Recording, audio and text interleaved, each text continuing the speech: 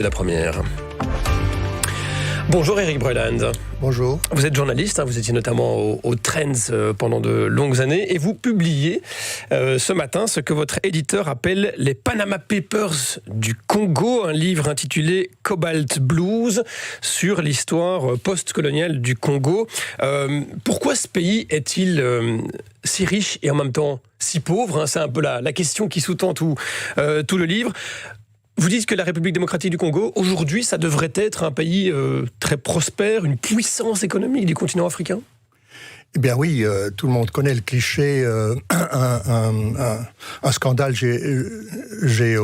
géostratégique qu'on raconte déjà depuis le temps de Léopold II. Mm-hmm.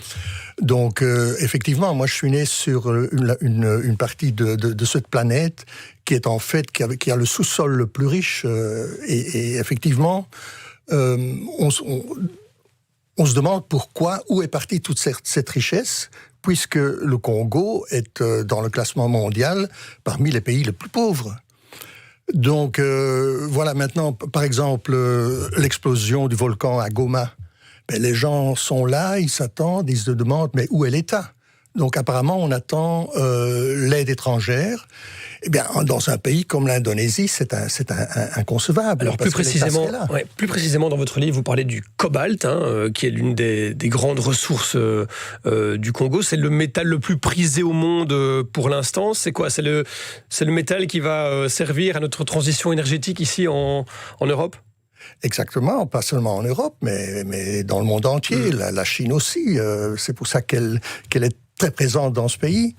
Effectivement, le cobalt, mais il y a aussi le cuivre. Dans une voiture électrique, il y a 60 kilos de cuivre, tandis que dans une voiture ordinaire, il n'y en a que 15. Donc oui, c'est pour ça que on a liquidé ces mines d'une façon... Après la privatisation, on a liquidé ces mines. Quand vous dites « on a liquidé ces mines », c'est qui a liquidé ces mines, Eric Breland ? Eh bien, en premier lieu, c'est quand même... le Congo est indépendant depuis 60 ans. Donc, c'est un État souverain. Donc, on peut en déduire que normalement, ce seraient les dirigeants de ce pays qui ont décidé cela. C'est trop facile de dire que c'est la Banque mondiale qui les a poussés. D'ailleurs, ça n'est pas la réalité non plus, puisque des grands contrats ont été signés après 2010. Des contrats, la Banque mondiale avait d'ailleurs proposé des alternatives. Quand vous dites que les richesses du sol congolais ne vont pas dans la poche des Congolais, elles vont où alors ces richesses ? Elles vont dans les poches de qui, Eric Breland ? Ah ben ça c'est toute la question, mais je ne sais pas si c'est à moi d'examiner cela. Mais ça a été racheté par des grandes entreprises, notamment chinoises. C'est elles aujourd'hui qui exploitent le sol de la République démocratique du Congo. Disons que 3/4 des partenariats, comme on appelle cela là-bas, sont chinoises, effectivement. Au début, la GECAMINE a fait des partenariats. Au début, c'était des entreprises un peu... moi, je les appelle des aventuriers qui sont arrivés là-bas. Et puis, mais on savait d'avance que c'était ce qu'on appelle des juniors, donc des petites sociétés cotées en bourse, parce que les grandes majors, les grandes entreprises, ne sont pas intéressées d'aller prendre des risques dans un pays où il n'y a pas de stabilité, où il n'y a pas d'état de droit. Et toute cette petite société, on savait d'avance, déjà il y a 25 ans, c'est pas nouveau tout ça, on savait déjà il y a 25 ans qu'elles allaient vendre ces mines qu'elles avaient acquises. Comment ? C'est ça le problème. Mm-hmm. Il n'y a pas de transparence. Donc c'est pas le Parlement qui a été le Parlement congolais qui a décidé de cette vente. Et donc il y avait des codes miniers. La Banque mondiale avait inscrit un code minier, mais quand on le respecte pas. Donc le résultat, c'est que ces mines ont été prises par des juniors, puis vendues à quelques grosses entreprises, 5-6 grosses entreprises, mais qui tous ont une réputation de ne pas être des grands favoris de la transparence. Et parmi celles-ci, il y a 3/4 qui sont chinoises. Ouais. Et le plus important, c'est qu'elles sont contrôlées directement par le Parti communiste chinois. Est-ce que la Belgique a une responsabilité dans le démantèlement de ces richesses congolaises? Est-ce qu'en tant qu'ancien colonisateur, la Belgique a une responsabilité dans ce que vous dénoncez dans ce livre, Eric Bruyland?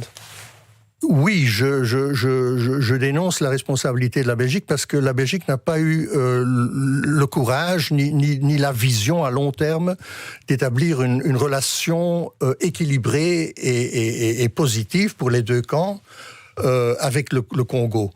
Mais bon, effectivement, la responsabilité première après 60 ans d'indépendance, c'est évidemment les Congolais eux-mêmes. C'est ce que je dis aussi dans le livre, qu'il faut arrêter que les